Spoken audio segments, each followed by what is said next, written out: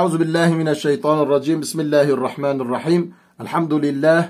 Ve salatu ve selamu ala Resulillahi ve ala alihi ve sahbihi ecmaîn. Sevgili dostlar, inşallah Zuruf kitabından zarfları size anlatacağız. İnşallah bu kitabı bu sefer yapmayı düşündük. Tek tek size anlatacağım burada. Zarflar nedir? Bazen de terkiplerini yapacağım. Yani i'rablarını yapacağım. Bundan da inşallah müstefit oluruz beraber. Ben yine sizden rica ediyorum. Benim kanalıma abone olun. Abone bulun. Bu ilme hizmetimiz olsun inşallah. Taksimu zarfi. Zarfın kısımları. Yani nahu ilminde zarfın kısımları. İ'lem sen bil ki enne muhakkak kulle şeyin her bir şey fi dünyada imma zarfun ya zarftır ev gayru zarfın ya da gayri zarftır. Zarf gayri zarf. Zarf ya da mazruf. Zarf nedir? Zaten Türkçemize geçmiş. Mesela zarfın içine bir mektup koyarsın, onu bir yere gönderirsin. O zarftır. Gayri zarf nedir? Onun içindeki mazruftur. Dünyada ne varsa ya zarftır ya mazruftur. Şu anda mesela bulunduğumuz bir oda var. Odanın içindeyiz. Oda zarftır. Biz içinde mazrufuz. Dünyada ne varsa ya zarftır ya gayri zarftır. Ve zarfu zarf ise lugatta zarf. El-vi'a boşluk demektir. Mesela sen bir lügat kitabını açsan, baksan zarf ne mana geliyor? El-vi'a'u vi'a manasına gelir. Vi'a da boşluk manasındadır. Ve istilahta ise istilah ne demektir? Yani bu ilimle meşgul olan ulemanın yanında ibarettir. Şundan ibarettir. An esma'z zamani vel mekan. İsmu zaman ve ismu mekandan ibarettir. Yani bir zaman ve bir mekandan bahsediyorsa biz ona ne diyoruz? Buna zarf diyoruz. Ve bu zarfımız o zarfımız ala kısmen iki kısma ayrılıyor. Hakiki zarf ev mecaziyin ya da mecazi zarf. Hakiki zarf nedir? Zarf-ı zamandır, zarf-ı mekandır. Ev mecaziyin, mecazi hangisidir? Şimdi mecazayı anlatacağız, sonra zarf-ı hakikiye bir daha döneceğiz. El mecaziyu zarf-ı mecazi ibaretun şundan ibarettir. En kulli carin ve mecrur. Ne kadar harf-i cer varsa, onun mecrur varsa onlar nedir? Onlar zarf-ı mecazidir. Mesela şöyle diyelim. Merertu bizeydin. Şimdi bu harfi cerdir. Bu harfi zeydin de onun mecrurudur. Yani ne kadar caru mecrurumuz varsa biz ona ne diyoruz? Zarf-ı mecazi diyoruz. Car ve mecrur. Şimdi niçin buna da zarf-ı mecazi dediğimizi ilerideki derslerden söyleyeceğiz. Ne kadar carımız varsa harf-i cer, ne kadar mecrur varsa biz onlara zarf-ı mecazi diyoruz. Vel hakiki zaten konumuz da budur. Zarf-ı hakiki ise vuku oluşmasıdır. Bir şeyin fi mahalli kendi yerinde oluşmasıdır.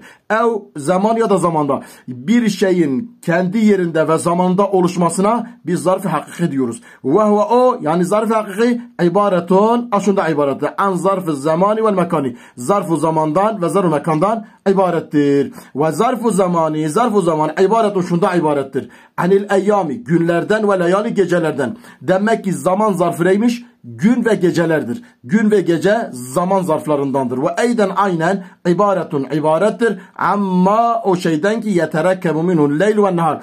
Gece ve gündüzün oluşturduğu şeyler de nedir? Zarf-ı zamandadır. Ne gibi mesela? Saat. Mesela bir saat diyorsun, o da zaman zarfıdır. Ve lahzetin bir dakika diyorsun, o da zaman zarflarındandır. Ve lemhatin bir saniye diyorsun, o da zaman zarflarındandır. Ve ani bir salise diyorsun. Mesela salise saniye, dakikada saati oluşturuyor. Bunlar hepsi de nedir? Zaman zarflarındandır. Ve eyden aynen ibarettir amma yeterekkev minel eyyami ve leyali. Gündüz ve gecenin oluşturduğu şeyler de nedir? Zarf-ı zamandadır. Ne gibi? Ke'sbu'i, hafta gibi. Mesela 7 tane günümüz bir haftadır. Ve şehri, 4 tane haftamız bir aydır. Şehir ay demektir. Ve seneti, 12 ayımız da bir senedir. Bunlara da ne diyoruz? Zarf-ı zaman diyoruz. Bu zarf-ı zamanın kısaca özetidir. Ve zarf-ı mekani, zarf-ı mekan nedir? İbaretun şundan ibarettir. Anil firahi o boşlukta. Ellezi o boşluk ki yeşgaluhul cisim onu meşgul ediyor. Bihaysu o boşlukla beraber, yani o haysiyetle. Lev lem teşgalhu, eğer o meşgul etmezse lekane haliyen o boşluk ne olur? Boş kalır. Yani o cisim onu meşgul etmesi. Ne gibi? Kedahili. Koymak gibi el-guzi. Guz çömlek demektir. Şimdiki surahi. Lil-ma'i su için. Su için hazırlanan surahi su içinde olduğu zaman doludur. Su içinde olmadığı zaman boştur. Biz buna ne diyoruz? Buna zarfu mekan diyoruz. Muteallaku zurufi, zarfın muteallık olduğu şey, yani zarfın bağlandığı şey. Ve alem, sen bil ki ennehu muhakkak, o yani zarfımız. Labudde lazımdır li zarf, zarf için min taalluki, bağlanması bil fiile fiile. Fiile bağlanması lazım.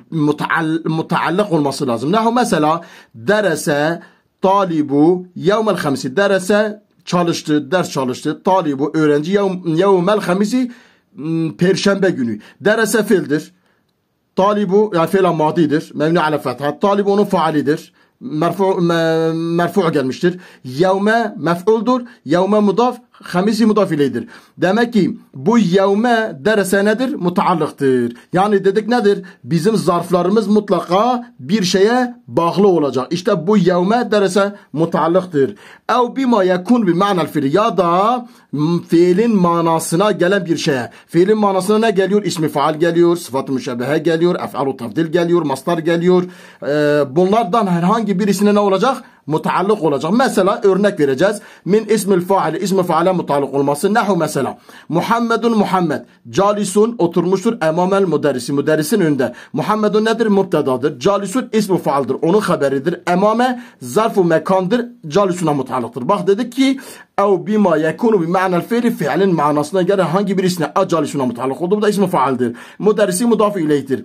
Emame hem mef'uldur. Hem de nedir? Hem de mudaftır. Mudarrisi mudafu ileyhtir. Calisunu faali zaten işte müstatir huvedir.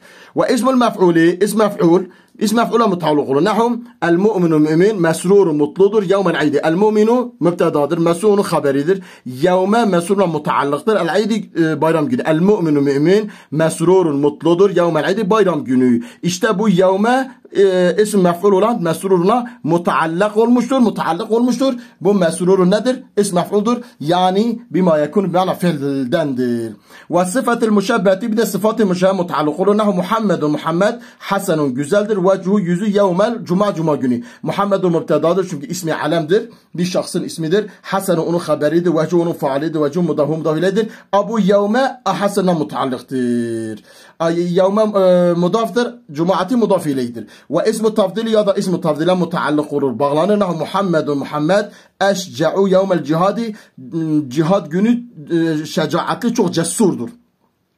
Burada Muhammedun mübtedadır. Eşce'u ef'alu tafdildir. İsmu tafdildir. Yevme eşce'u mutaallıktır. Yevme mudaftır. Cihadi mudafın ileyhtir. Vel masur ya da masara mutaallık olur. Nehu mesela edduhulu fil imtihani sa'bun. Edduhulu nedir? Mastardır. Mübtedadır. Fi harfi cer. İmtihani mecrur. Abu caru mecrur. Edduhuluya nedir? Mutaallıktır. Sa'bun nedir? O edduhulun haberidir. Edduhulu girmek, fil imtihana sa'bun zordur. Bunu dedik ki ev bima yekunu bima'nel fiili. İsmi faali dedik, ismi mef'ulü dedik, sıfat-ı müşebbehi dedik, ismi tafdili dedik, mastarı dedik. Bir de ev bima yuevvelu bi vahid minhuma, ya da bir isim var gelmiş, bu kelimetimiz ne ismi faaldir, ne ismi mef'uldur, ne sıfat-ı müşebbehi, ne ef'alu tafdil, ne mastardır, ne de fiildir. Ona bunların herhangi birisine tevil edilerek, o manaya getirilerek ne yapır? Mutaallık edilir. Nehu mesela kavli Teala ve huvellezî fissemâi ilahun ve fil ardi ilahun ve huve o Allah mübtedadır. Ellezî mevsuledir. Fi harfi cer. Semâi car mecrur, burada zaten ileride diyeceğiz ki mevsul sıla ne olacak? Fiile mutaallık olacak. Çünkü fiil faalle beraber cümledir. İsmu faal faaliyle müfrettir. Onu ileriki derslerde söyleyeceğiz. Fi harfi cessemâi car mecrur, buradaki hasela mutaallıktır. Ellezî sılasına mevsuldur. Mevsul sılanın mevsuludur. İlahun bir ilah. Ve fil erdi ilah. Bak ve fil erdi dedi. Şimdi fil erdi nere mutaallıktır? İlahun. İlahun isimdir. Burada ne manasına geliyor? Ey ma'budun. Yani ilahun ma'budun teviline koyuyoruz. Ne yapıyoruz? Bu caru mecruri ilahuna mutaallık ediyoruz. Ve alem, sen bil ki ennehu muhakkak o zarf yukalu li zarfi mef'ulu fi. Biz zarfa ne diyoruz? Mef'ulu fihi diyoruz. İza ne zaman kâne olursa mensuben bi takdiri fi. Fi'nin gizli gelmesiyle, takdir edilmesiyle mensup geldiği zaman biz ona mef'ulu fi diyoruz. Demek ki burada emame, yevme, burada yevme, burada yine yevme, buradaki fiil imtihan hepsi nedir? Mef'ulu fihdir. Bunlar bu emame, yevme ve buradaki yevmeler nedir? Bunlar mensupturlar fiilin gizli gelmesiyle. Nahu mesela qara'tul Kur'ane yevmel cum'at. Qara'tu okudum. Kur'an'ı okudum. Yevmel hamisi perşembe günü. Qara'a fiil tufaal, Kur'an'a mef'ul. Yevme nedir? Mef'ulu fihdir. Bir takdiri fiile. Yani bu Kur'an ile yevme arasında bir fi harfi cerri var.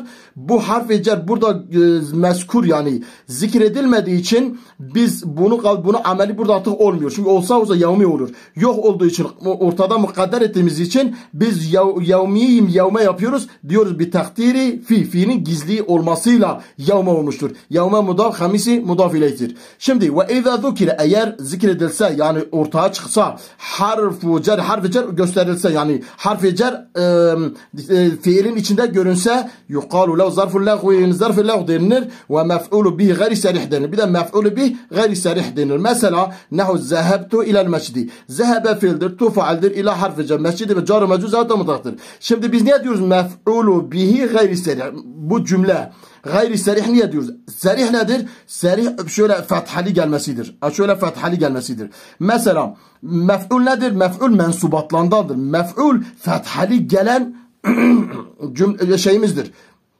İsmimizdir. Ama illa harfi gelmiştir. Ne yapmıştır? Mescidi kesre etmiştir. Yani fethali mensup gelmesini engellemiştir. Engellediği için biz buna ne diyoruz? Hem zarf-ı leğu diyoruz. Hem biz zarf-ı leğu da biraz sonra anlatacağım. Ve mef'ulun bir gayri serih de diyoruz. Oruç zehebtu ben gittim ile mescide gittim. Burada illa zikredildiği için biz demiyoruz mef'ulu fi. Zikredilmediği zaman fiilin takdiriyle mensup olsa, yevme olsa biz ona ne diyoruz? Mef'ulu fih diyoruz. Buna da mef'ulu bi gayri serih diyoruz. Bu dersimiz burada bitiyor. Hepinizi Allah'a emanet ediyorum. İnşallah bu derslerimizi takip edin ve kanalımıza abone olun. Hepiniz Allah'a emanet olun.